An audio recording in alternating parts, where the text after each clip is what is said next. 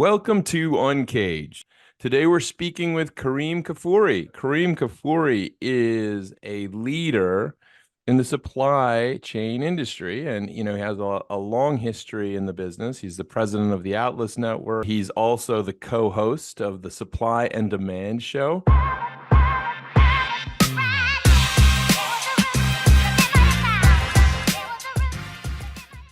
So we're going to be talking about really what's the state of the supply chain industry today? What's happening? Where are we? Have we evolved it? Certainly, it seems like there's a lot of action right now, and Kerim's got all the answers for us. But before we get into that, Kerim, tell us a little bit about you and your career.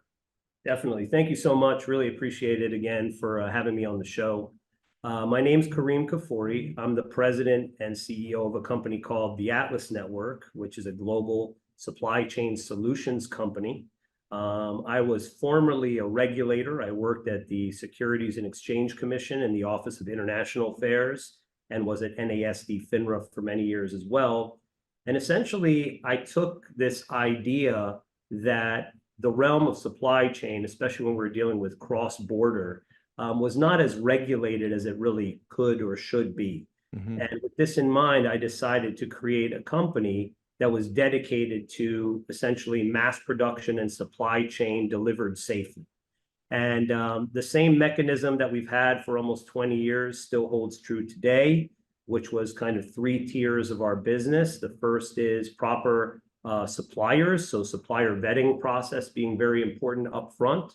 And we've done that successfully over 2 decades. Our network is almost 2,000 factories and suppliers globally to date. The second part is having basically eyes and ears on the ground. So having your own teams and making sure that you're really kicking the tires and turning over all the stones where you need to. And then finally, similar to the financial industry, third-party attestation is always very critical as well. So we work with some of the best audit firms in the space, the Bureau Veritases, the V Trusts as well, to ensure that it isn't just kind of signed off by the factory or our own teams, but then there's additional sets of eyes. And this mechanism has allowed us to provide for thousands of customers and millions of products over almost 2 decades. Amazing. Very happy to be doing that for our customers and making sure that they have resilient and reliable supply chains for them. Yeah, I mean, I think that was the name of the game over the last couple of years, trying to make sure that things were resilient and reliable. There was that moment where I think we all felt like maybe trade was somehow coming to a standstill. It felt like out of a chapter of Atlas Shrugged or something, where everything was stopping. But I'm a big believer in the importance of trade for really a million reasons. I mean, to be honest with you, I think it plays a big role in peace, and sometimes we forget that. But tell me a little bit more about kind of all the things that you're working on right now. Yeah, I mean, today is a very, very exciting time in supply chain. There's a lot of innovation that is happening. There is a significant amount of opportunities regarding artificial intelligence and development in that arena. We are very proud and honored to be the first US-based verified supplier of Alibaba. This is part of a large-scale nearshoring effort that Alibaba has been facilitating, and I actually been writing on a lot of these and a lot of op-ed pieces around sort of nearshoring, whereas Alibaba is developing US-based supplier and buyer networks and connecting those dots in the ways that they have globally for years before in an attempt to essentially facilitate more trade and less disruption. And we are a big part of this, new initiatives that are happening. Things I'm working on now outside of my company and our clients and our business and this relationship with Alibaba is a lot of thought leadership type of work.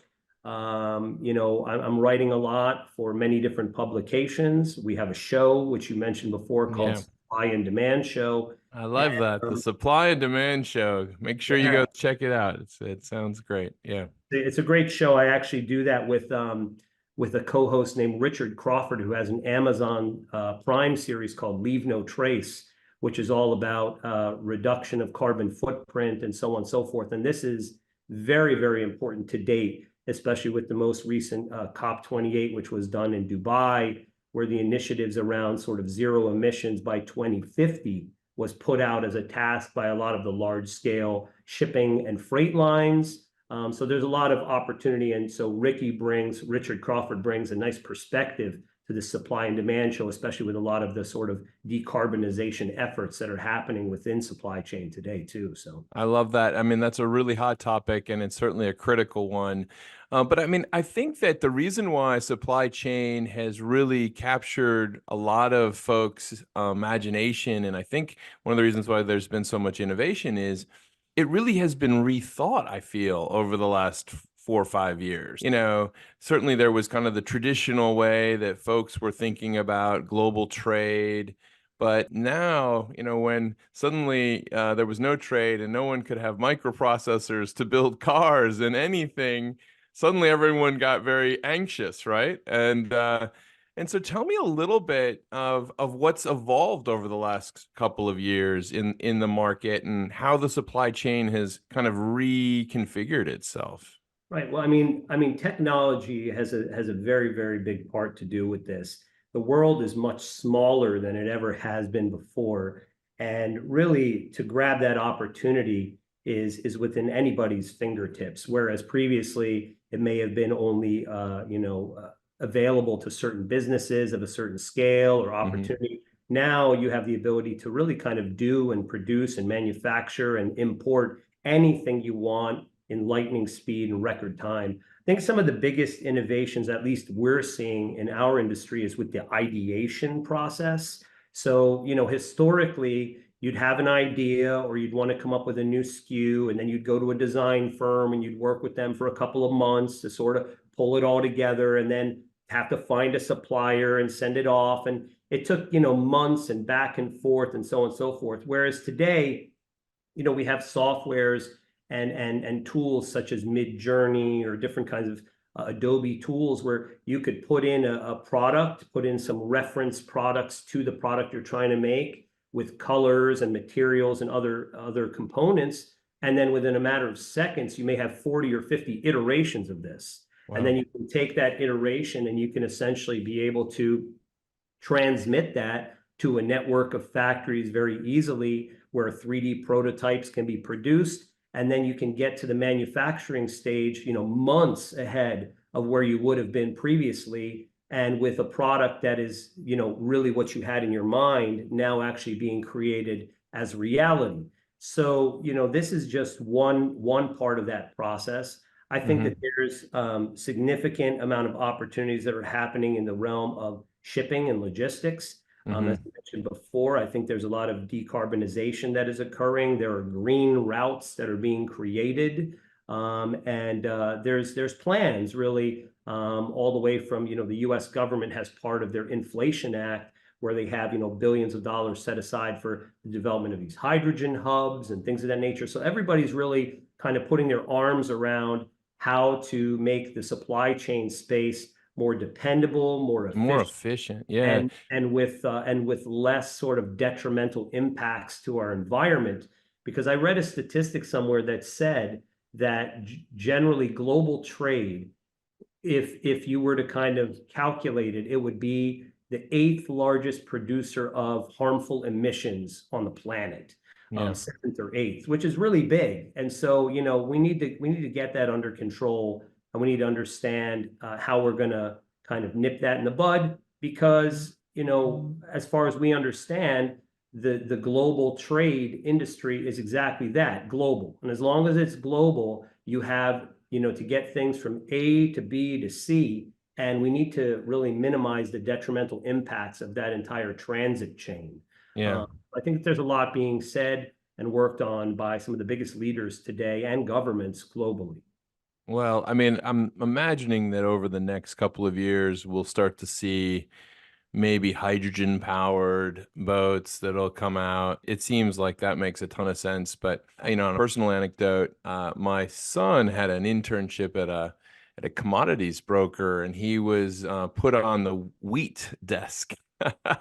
and and this was at the outbreak of the Ukraine conflict, and suddenly there was a massive wheat shortage, and and the inefficiencies for him that kind of stood out of where things were being shipped, the pallets were being shipped from and to, was just so obvious. Like he was like, I can't believe that we're kind of considering wheat in almost equally that's coming from, if it's going to, let's say, China, from, maybe it's coming from, I don't know, let's say India, and say that it's not, it's almost kind of conceived as almost equal to Ukrainian wheat, because it just is like it's a commodity, right? It's Right. and yet, the exactly kind of what you talked about, the sustainable issues related to that were tremendous, right? I mean, shipping one thing around another good turn of the world versus local is a big difference when talking about fuel, et cetera. So you're absolutely right. I think we're going to see a ton of innovation in that space. I'm really, really excited to see it. And maybe this is why you're so excited about what you do. I mean, I always try to figure out why people do what they do. I mean, you have an amazing background, Kareem, and you've worked on some incredible stuff in your career, but why are you passionate about this? What drives you? I think it really comes back to the fact of me being a large proponent of being a global citizen. I think that this world is ours for the taking, really. And the more languages we can speak, the more cultures we can adopt, the more kind of borders we can cross, the bigger we are as people. And so that is kind of a underlying motivation as to what I do, and trying to bring those opportunities or advantages to our clients and to businesses that we work with. And even when I'm writing about these topics or otherwise, I'm consistently looking at how we as human beings are building bridges between us. And whether that's on a business standpoint or a cultural standpoint or a philosophical standpoint, um, you know, that's kind of a driving force for me more than Hmm. anything else. I grew up speaking multiple languages, traveling in different parts of the world. I was fortunate to do that, and I use that in sort of what I do every day. What I explain to our kids, every day, that this is a big world, and everybody's opinions and thoughts are equally important. And so, I think that's a huge driver for what I do on the business side. And so, I've been doing a significant amount of work most recently around the concepts of nearshoring. I believe in definitely building up of good local economies in the best ways that you can, and more jobs being created and so on and so forth. But I think where there's a large misnomer is that can't be done with the assistance of foreign countries. Meaning that, one large scale initiative that I've been seeing most recently is that China has been doing a significant amount of investing in the United States and in Hmm. building factories in the United States to then create jobs for Americans in the realm of manufacturing that then supports local government and reduces some of the issues of transit or supply chain disruptions. But Hmm. that's all about, again, being open to these ideas and being open to the concept that we can have the support of foreign nations and build up domestic economies. Yeah. And I mean, it's kind of interesting. I mean, it's not a new idea. I mean, I know that companies like Mercedes-Benz have factories. I think they have one in Alabama or something like that. That they've been making car. Toyota has huge Toyota in the factories 80s, all right? over, all over Exactly. the country. They make their pickup trucks here. Yeah. So I think it's pretty, it should be kind of well accepted at this stage, but you'll have the bumps in the road every once in a while. True, true. Yeah, I mean, I think that's really to your question, though. That's really what motivates me more than anything else. Really being able to feel as though the world can be, truly interconnected, Hmm. and through technology and through additional innovations and advancements that we're making as people and as societies, we're really bridging these gaps. Hmm. and in ways that, have never been seen before. And in the next, 5, 10, 20, 50 years would never have even been imagined. And so, I'm very excited about what's coming and what to Yeah. see, you know? Well, I mean, on that point, on in terms of what's coming, you alluded to some technologies that have been really in the spotlight over the last year, probably most notably artificial intelligence. But I mean, if we look at some of these things for in 2024, what do you see as being kind of the hot topics and really on the agenda for this year? Right. So, I mean, what I would tell you is that I did actually just complete my executive certificate in artificial intelligence and strategy from MIT. I did Wow. that because I wanted to learn as much as I could around this space, and because I do believe it's significant. Where I'm landing on this more than anything else is that artificial intelligence is going to be critical for the next decades to come. However, it's going to be in this balancing act between humans and computers that's going to really end up giving us the most efficient outcome. And that Hmm. where we have to be very careful is to just simply default to the idea that it's just all going to be solved by AI, or the computer is going to kind of do it for us. That Hmm. it's a symbiotic relationship between computers and humans that come together to basically produce the best outcome, and that some of the best innovations that we've ever had in human history, including the discovery of penicillin and some other big ones, all happened because of mistakes. And that we, as we move forward from here, can look for these opportunities as they come about in areas of artificial intelligence and so forth. But we should also always be consistently looking to infuse in our human ideology into that, and Yeah. also realize that as we don't get things right, we are going to develop significant breakthroughs that may not have been achieved if we just sort of sat back and just let kind of the machines do all the work. Yeah. So this is where I'm looking at, in the future here, with sort of a little bit of a careful eye around the developments in artificial intelligence, and what's kind of the next perspectives to be seen. So Yeah. Well, I mean, I love the fact that you took that course. I wrote a dissertation in about media space and machine learning a couple of years ago, and one of the things that really came out is the limited training that's really happening in businesses in terms of this topic. A lot of things like I think I would say a lot of veneer discussions happening and maybe small trials here and there. But one of the things that I was always shocked about is no one's really thinking about how this really shifts how a business would operate, how it would train people. Some of the companies that have been better are companies like Amazon, actually. They've been, I think 2 or 3 steps ahead of everybody else in this type of retraining or upskilling discussion, at least in the US context. But long way to go, and certainly they're going to need your guidance for sure on how to apply it in the supply and the demand space. So listen, Karim, it's been amazing chatting with you. If someone wanted to reach you, where's the best place to find you? right. The best place to find me would basically be, from a company standpoint, is theatlasnetwork.com.